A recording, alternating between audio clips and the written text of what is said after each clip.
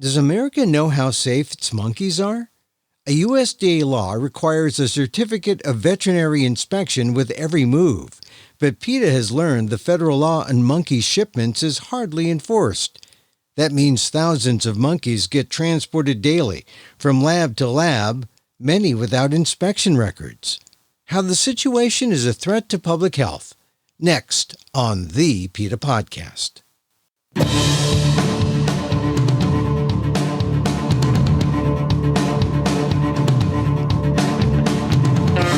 Welcome to the PETA Podcast. I'm Emil Guillermo, your host for this inside look at animal rights. Brought to you by PETA, the largest animal rights organization in the world. On today's episode, the Certificate of Veterinary Inspection, the CVI. It's required by the Animal Welfare Act whenever a monkey is moved from one lab to the next or from an airport to a quarantine facility. And yet, PETA has found dozens of instances where nearly 2,000 monkeys were shipped without CVIs, those certificates of veterinary inspection. The law says it must be done within 10 days of movement.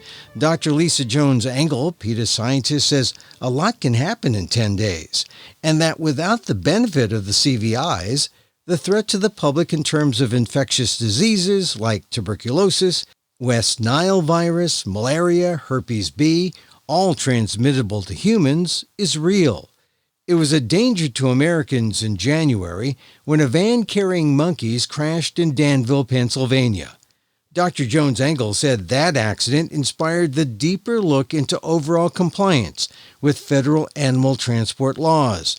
And she talks about how we wouldn't have this problem if researchers modernized their approach and simply stopped experimenting on monkeys.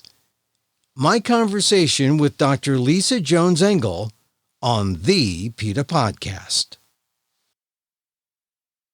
These certificates of veterinary inspection, which these animals, these monkeys need to be traveling on, the reason that we have these animal welfare regulations about transportation is because these CVIs are records of movement. And they are essential for the control, for the surveillance, for the eradication of pathogens. This is not some willy-nilly silly thing. These laws are in place to protect public health. Yeah, now you said something there. These are records of movement because it is important we know where these monkeys, where their point of origin, when they board a plane, when they get off. All of that's important. I mean, it's important to you know, but for the average person out there, why is it important to know their points of movement? The complaint that we put into the USDA, obviously we were focused on monkeys and monkeys who were moving in the laboratory. But these certificates of veterinary inspection, these are federal documents. And it's because the USDA understands that whenever you are moving animals, you're not just moving, you're moving everything that comes with that animal, everything that's within that animal. And so, you'd want to know that for like foot and mouth disease outbreaks or highly pathogenic avian influenza outbreaks. And without these documents, without this way of tracing the animal movement, things slip through and things escape. And that's why these regulations exist. And the primate biomedical industry thinks that apparently it doesn't apply to them.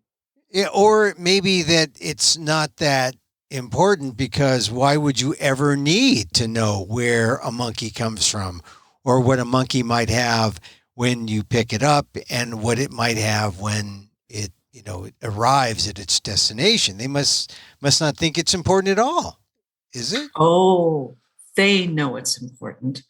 The monkey industry knows exactly what the potential is here. They know that these monkeys who are coming in off of international shipments, they will have been kind of packed into those tiny little wooden crates, 36, 48 hours at a minimum. They've traveled 10,000 miles across the world. They are stressed. They're often injured. Sometimes they arrive dead on arrival. They're diseased. And the reason that I know, that the USDA knows, that the CDC knows that these animals are a public health threat is because it's happened again and again and again.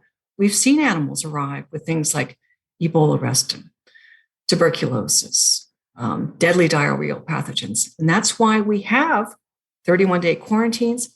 And that's why we have these laws that say, I need to know, the USDA, need to know when a monkey moves from point A to point B, because if something bad happens at either A or B or in between, we have to follow up. So when a company, a lab, does not do it, and I don't know if you really have evidence of that. There's evidence of an inspection not being done. That documents aren't there.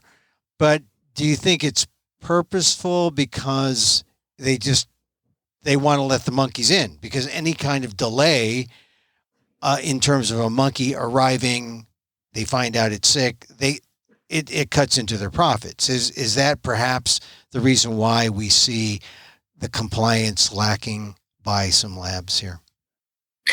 I think money does have a great deal to do with this. And you made a good point.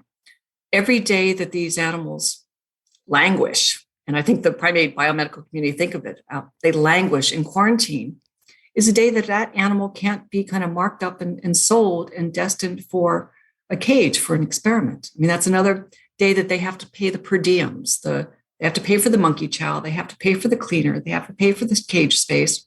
They can't sell that animal. Money drives a lot of this industry. But I think the other thing is, it's just the sheer volume of animals that they are bringing in now into this country, and the astonishing volume of monkeys that are moving every day in every which way. Before we actually sat down and started working on and pulling all of these documents, I had no sense of the scope of the domestic monkey movement. I had a pretty good idea of what was coming in internationally. I had no sense of what was happening domestically. Well, now that you've teased us, let us know what is the scope? How many monkeys are moving? Well, first of all, let's go with that number. Domestically, how many monkeys are being moved all over the place here in the U.S.? I can't tell you the exact number, because trying to get a hold of these documents, these certificates of veterinary inspections, I mean, PETA's got an entire team that's focused on querying the state agencies, both the states that receive the animals, the states that ship the animals. We've had to get legal involved because states are coming back with completely redacted, blacked out certificates of veterinary inspections. Some states are just like, I don't know, I nothing to see here. So the complaint that we just put in to the USDA is a fraction of the number of animals that we're moving. If I had to extrapolate, so on any day, the number is that there are 109,000 primates in the US, either actively on experiments or being kept in these big breeding facilities, or in the warehoused in these newly imported monkeys that have newly arrived. What we saw was that there is so much movement. From the big breeding facilities in Texas, like the Orient Bioresources. On a single day, I had one veterinarian who, and these were the only, he probably did more, but 202 macaques he signed off as having examined and certified that these animals were free of any type of infectious disease. You know what it takes to do an exam on a macaque? There's no way that one person is going to be able to do that many animals a day and do it in an efficient and productive and thorough manner. That was just one day. 202 animals went out, 3 separate shipments, one place, one day. You multiply that by 365 days a year, and all the different facilities that are around this country, thousands and thousands and thousands of monkeys are on the move. And you're talking you're talking about a combined domestic movement of monkeys, but also they come from, these are just monkeys that are here already. But then you add to that number the monkeys who come in constantly from abroad, and now that number grows even more. Exactly. So there are I think we need to think about this as two kind of distinct actions. Monkeys are imported internationally. the estimate is about 40,000 monkeys are coming into the US each year on about 300 shipments. 300 planes are flying into the US every year carrying a total of 40,000 monkeys. Those planes land, those monkeys are offloaded onto trucks, and then they are dispersed around the country to begin their 31-day quarantine period. We don't know where those quarantine facilities are. We don't know what happens to those monkeys in there. These are like monkey black sites. The documents don't exist. CDC will not talk about it. USDA, Fish and Wildlife, everyone's like, I don't know. And the law says, though, they need to have the documents to accompany the movements or to record the movements of these animals. We haven't gotten our hands on a single movement document that would show when a monkey arrives, gets off that plane, and puts on a truck. We don't have those documents yet. We just know, just from some of the CDC publications and from CITES, 40,000 monkeys coming in, 300 shipments. The documents that we have are the second part. Once those monkeys are in this country, or monkeys that are born in this country, bred in this country, once they start moving from state to state, that's where we can start tapping these certificates of veterinary inspection. And it's there that we saw, as we were looking at them, these 56 incidents of these veterinarians failing to follow the law. About 2,000 monkeys were involved in this. And this meant that, because the law it's very clear and it's very specific, and there's a reason for it. 10 days before that monkey is delivered for transport, and that's actually the kind of the wording they use, before that animal is delivered is prior to being delivered to leave the facility, the veterinarian has to lay eyes on them, put their hands on them, make sure that is a healthy, clean animal.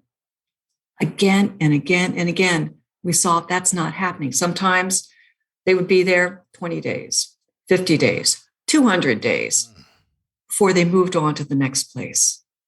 Every time they move, they should have some kind of document accompanying them so that they can trace back. In a way, it's a way to backtrack if there is an infection or if there is some kind of disease. Exactly. And that 10 days is an important time period. A lot can happen to a monkey in 10 days. So remember, these aren't monkeys that are happily cavorting around in a nice little forest somewhere in Texas or in Florida and running through wherever. These are monkeys who are being shoved into tiny little corrals, if they're lucky, or corn cribs. More likely, they're in single cages. They're stressed. They've got no friends. Whatever infectious diseases that they came in with that were missed during quarantine are probably now just starting to their immune system is breaking down. And these animals are not able to hold these infections any longer, to kind of keep them suppressed. It's kind of like a time bomb. And if you have a monkey who was originally infected at a point of origin abroad, they come here, they seem okay, they go under the stress of being moved, being tested on. You need to know these things so that you can backtrack and try to deal with it. But now it's just a chaotic mess right now. Exactly. I think time bomb is the perfect way to describe this. And it's not that the monkeys are the fault, that bomb has been ignited by the condition that the industry has placed these animals under. We have seen again and again and again that animals will clear the CDC quarantine. The period where, in theory, the industry is supposed to catch the infections, the really dangerous pathogens. But these animals actually clear that quarantine facility. They'll hop into a truck, probably on a CVI, head to the next place. Maybe a month later, 2 months later, 6 months later, 6 years later, things like tuberculosis, which they're really not supposed to have. All of a sudden, the animal pops with that, and the infection is just running loose in that animal's body. Diarrheal diseases like the salmonella, the campylobacter, the shigella. It is a time bomb because it's not just that individual animal who is sick and suffering. These are bad ways for monkeys to die. This isn't a monkey with TB or Campylobacter who is just so sick. It's horrific. But these animals can then also spread it to humans who are coming into contact with them, whether that's the staff at the sites, the folks who are trucking them down the road, the staff that meets them at the next place, the monkeys that meet them at the next place. It's just people are not paying attention to this, and we need them to. So it really is a public threat if these monkeys become carriers. At first, they may give off a false negative or may not show up to be infected, but in time they could. If you don't have documents, it really does become a public health threat. Absolutely. There's a very good reason why we saw what we did in Danville, Pennsylvania at the beginning of this year. The CDC arrived on site. They did a risk assessment. There were 3 monkeys that had escaped, 3 macaques, and the CDC ordered those macaques shot on site. Not because the CDC are bad people or they like to shoot monkeys. No, they know that the risk that these animals could have been carrying an infectious agent that could have serious impact on human health was great. This is a situation in Danville, Pennsylvania, where monkeys were coming from, I believe, Mauritius, and they landed in New York. They were transported, and then they got into a car wreck, and the monkeys went out into the public, and people thought they were, they thought they were pets or something. They actually started engaging, and one woman engaged with the monkey, and did she spit in her eye? The woman did what any decent passerby would do when you see an accident scene. She was trying to help the animals. She walked up to one of the crates. She lifted up the little netting, and the macaque, basically fear and threat vocalized in her face, and she got a face full of monkey spittle. And she survived, though, right? She survived. And I think we might have talked about this before. If that had happened in the laboratory, that woman, because we know that these monkeys are capable of carrying this pathogen called Herpes B, she would have been, there was a very strict protocol that's followed as far as rinsing the eye, immediately down to the ERs. You're probably going to start on antivirals. You're going to be monitored, for 30 days. Your blood is going to be drawn and the whole 9 yards. Again, because these monkeys are coming in with infections that we know about. And you know what? They're also coming in with infections that we don't know about. And that's the really scary stuff. But we didn't know, were there documents on that shipment of monkeys in Danville, Pennsylvania, or is that one of those instances where the documents were lost or not done? So those, we have not, as far as I know, PETA has not been able to put its hands on the documents that accompany monkeys when they're coming in off an international shipment. What we've been able to get a hold of are the domestic movement documents. Right. So you're right. We have zero idea. All I can tell you about those monkeys were that they were Mauritius. They were long-tailed macaques. There were 100 of them. Then there were 97 of them. And you know what? We have no idea where those 97 went. Not a clue. Wow. Because the paper trail has been, it sort of sounds like not necessarily a cover up. It sounds like they were doing it in secret. We went to the CDC. We have a complaint in with the USDA right now about the Danville accident. CDC, absolutely, they stonewalled us every single step of the way. We got nothing out of them. We asked, where's this quarantine facility they're going to? Did you screen the remaining surviving 97 monkeys for things other than herpes B?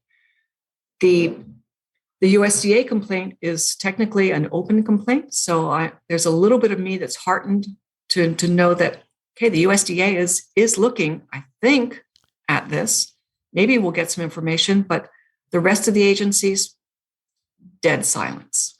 So that was a situation that was in the news at the start of 2022, Danville, Pennsylvania, when that truck with monkeys crashed up there. So it's a real situation. It can happen. It can affect the public.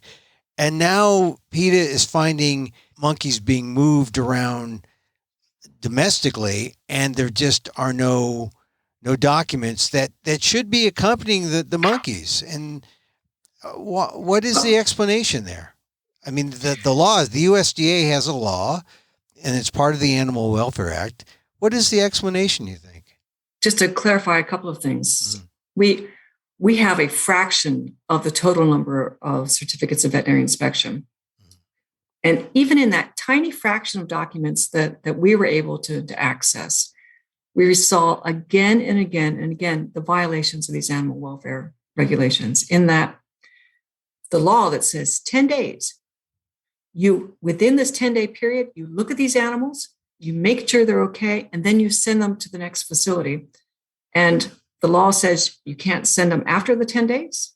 The law says you shouldn't pick them up to transport them if that CVI inspection was done 10 days prior to, or more than 10 days prior. And at the receiving end, you shouldn't accept these animals if they're arriving on a CVI where these monkeys were inspected 10 days prior to prior to them leaving the original facility. So the originating facility, the transporter, and the receiver, all three of those, we can show that they have violated these regulations. How can you have that degree of failure without people just sort of wink, wink, we're not going to do it, go move on, here's your check? I mean, it just doesn't sound like an accident. It sounds, I mean, I don't want to be a conspiracy theorist, but it sounds like there's a kind of agreement that this is something that does not get done, flaunting the law, saying, we're not going to pay attention, no one's going to come after us. And now, because PETA has called attention to this and how widespread it is, do you think they're going to pay attention to the law now? I think there's some really bad actors in this industry. I am not going to speculate on what's going on behind closed doors, but I can say that it's really clear that folks like Charles River and Orient Bioresources and Alta Preclinical, universities, actually the NIH received monkeys that failed to have the appropriate CVIs. One of the ONPRCs, one of the Oregon National Primate Research Center, we caught them out on this. Sinclair Research. There are folks who think that somehow they're above law, or maybe they thought we weren't going to look. And that's where they're wrong on so many levels, because now the Danville accident literally ripped off the lid of this murky, this dangerous, this deceptive industry of moving monkeys around our country. And so PETA's on the trail. I mean, PETA, we are driving up, right up on them with these and saying, and once you start looking and you start just seeing the complete disregard for the regulations, I'm hoping that the USDA is going to step up and do the right thing, suspend these licenses, fine these folks, protect public health. Well, certainly accountability is needed here. The law is there to allow for some accountability. It's just that the enforcement folks aren't there, or don't seem to take it as seriously. But if the pressure's there, maybe we'll see a change, because we're just talking the transport here, which is not insignificant. We're not even getting to the lab yet. And that's where the real, nefarious stuff happens, when the experimenters get a hold of the monkeys. We have just come off Worldwide Animals in Laboratory Day, which is a day of awareness for people. I mean, even before we get to the lab, even before we get inside the lab and the experiments, there are things that are going on that shouldn't be done that need to be corrected. What can you tell us once the monkeys get to the labs? What what sort of things happen there that the public needs to be aware of that they're not aware of now? You brought up such a good point, and just if we shut down the supply chain, if we can get the USDA to come in and act, if we can get the CDC to come in and recognize that sick, diseased monkeys are coming into our country, are moving through our roads, we choke off that supply, those cages start emptying really quickly. And I think that this is the Achilles heel of the primate biomedical industry. They're terrified of the animal rights community because they've seen how effective we've been at getting these major airlines to stop flying monkeys. There's only a handful that are still flying. Actually, Kenyan Airways stopped flying after the Danville incident because we went to them and said, "Do you really want to do this?" And they said no. There's real power in that. And that's critical because increasingly we are peeling back this onion of how horrific it is when these animals get there. So let's talk about one specific type of transport. The Oregon National Primate Research Center routinely sends infant macaques, just a few days old, from their breeding colony in Oregon up to the Washington National Primate Research Center. Those infants are ripped from mom at 1, 2, 3, 4 days old. They're boxed up. They're dropped in the back of a truck or a van or whatever the case may be. They make that 200-mile run up to Seattle. They're plucked out of their box. They're dropped into an isolette in the underground nursery. And that's where they stay for the next 30 days, 45 days. They're going to be infected with HIV. There's going to have blood taken from them. They're going to be alone in this cage with nothing. You've taken this infant from its mom. And at the end of that, they're going to be killed. They're going to be dissected. They're going to be bagged up in a red biohazard bag and dropped into the incinerator. And that we generally don't get to see that. The fact that we saw in Danville what it's like at one stage of this, at the stage where these monkeys are actually stuck in those boxes, that's eye-opening for people. And I think people are paying very close attention. Well, it's something to think about as we come. I guess this is World Animals and Laboratories Week after World Animals and Laboratory Day. It's worth thinking about because often we're so busy, most people in their lives, that we don't think about the animals who get transported here, who are moved around, who are experimented on, what happens to them, and for what? I mean, are there any real breakthroughs that we get or that come out of these experiments that we would lose if we stop the experimentation? No, it would just. How many times do we need to repeat the same mistakes? 40 years of promises, billions of taxpayer dollars, with the primate industry saying, give us more monkeys, give us more money, and we will give you an HIV vaccine. 40 years of failed promises. If we had allowed the monkey industry to drive the development of a COVID vaccine, I guarantee you we wouldn't have had the vaccines in our arms. We would have been stuck in this never-ending cycle of using animals and failing, and using more animals and failing again and failing again. But that didn't happen this time. Johnson & Johnson, Pfizer, Moderna, they realized from the very beginning, the animal studies are lying. The animal studies are misleading. We're actually going to use alternatives. We're going directly into epidemiological studies. We're going to get these vaccines and treatments into human arms. And that's where we need to be. We need to take this money away from the primate biomedical industry, which is failing. It's dangerous. It's a threat to public health. It's a threat to primate conservation. It is filled with the type of suffering that makes me not sleep at night. that money needs to go into the alternatives that are there, the 3D printed tissues, the organs on the chips, the AI, the big computer modeling, the epidemiological studies, the stuff that's getting us treatments. Monkeys don't get us the treatments that we deserve.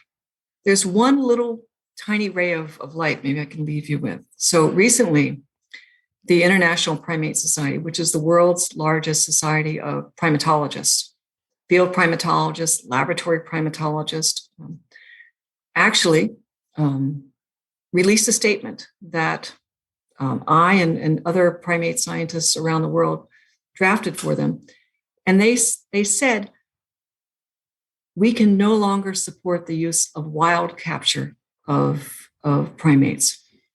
And that's because field primatologists are seeing that the forests are being emptied in Asia of these primates. The statement went on to say, journals, editors no longer publish papers that use wild-caught monkeys.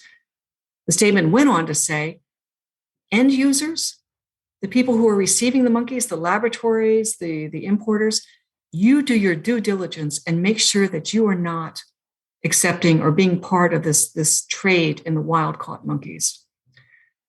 That's a huge step, Emil. And it speaks to a growing awareness in the primate community of how bad this problem is and what it means for primate conservation and what it means for science.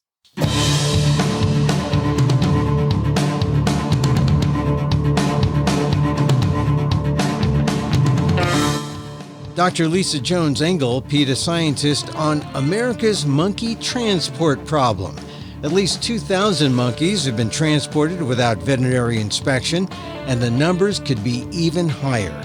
Such noncompliance with federal law represents a threat to public health, as monkeys can be carriers of transmissible diseases such as tuberculosis, malaria, and herpes B. For more information, go to PETA.org.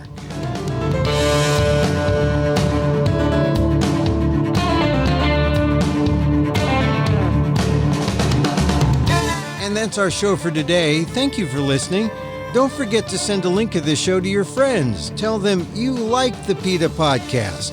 You can contact us at PETA.org. You can find me on Twitter at Emil Amok. That's EMILAMOK. Or see my vlog at amok.com. Or see my work at ALDEF, the Asian American Legal Defense and Education Fund.